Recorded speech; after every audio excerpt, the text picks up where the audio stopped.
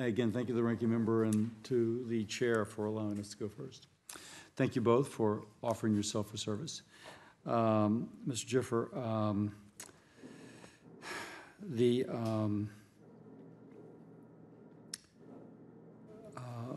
there's been I want to talk about the electronic health record. I'm interested in knowing how this change in leadership will impact things going forward. Prior to the change in the EHR leadership, the VA modified its Cerner contract to require an assessment and report on determining the configuration of the MHS Genesis, which is the DoD's EHR, and its suitability to use as a baseline for the VA's EHR. Is this report still a requirement? And if so, when can we expect to receive it? Senator, thank you for your question. I have had one discussion with the HR office. I'm aware of the modification. I know that one of the values that in the collaboration between DoD and VA that was stressed to me was the opportunity to learn and make better contractual decisions going forward as VA would take on a role in Cerner. So I suspect that that's a positive development, but I can get back to you further on it.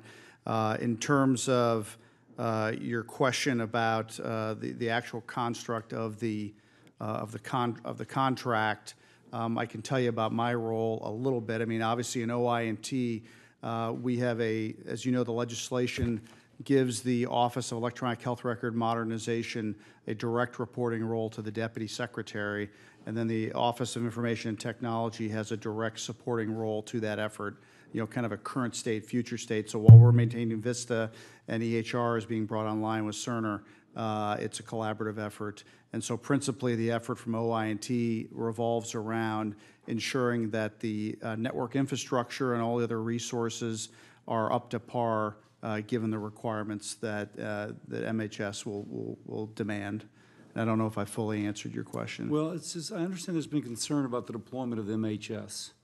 And so in turn, how does it going to, if there's concern about that, what is the concern regarding the interaction of the VA's Cerner EHR with the DoD's Cerner EHR? I will probably have to come back at another time, Senator, to update you on it. But again, my early understanding with the sum total of my briefings were that any changes or modifications to the contract were on a lessons learned basis, and it was not necessarily a bad thing. It was not affecting interoperability. That's not to say that there aren't great challenges that are acknowledged across the enterprise. I think the one thing that a lot of people, myself included, don't have a full appreciation for up until now is that the record is really the centerpiece, right? You're talking about an enterprise effect all the way from clinicians to facilities to supply chain to the whole gamut of the business. And so that's quite a bit of commonality to achieve across two different medical domains. So I think the shorter answer to your question is I'll probably have to follow up if confirmed on the specific points. Mrs. Bonzanto? Ms. Bonzanto? In June 2017, Congress passed PL 115-41, which created the Office of Accountability and Whistleblower Protection. Now, we've learned that there's been about 1,200 removals, 46 demotions, and 34 long suspensions.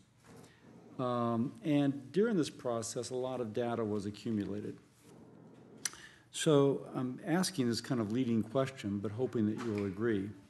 If it is your intention to use the data of all these people discharged or demoted or suspended to better inform how we can prevent such issues, such as a pre-employment screening, management skills, or the oversight of first-line directors, any thoughts beyond me begging the answer?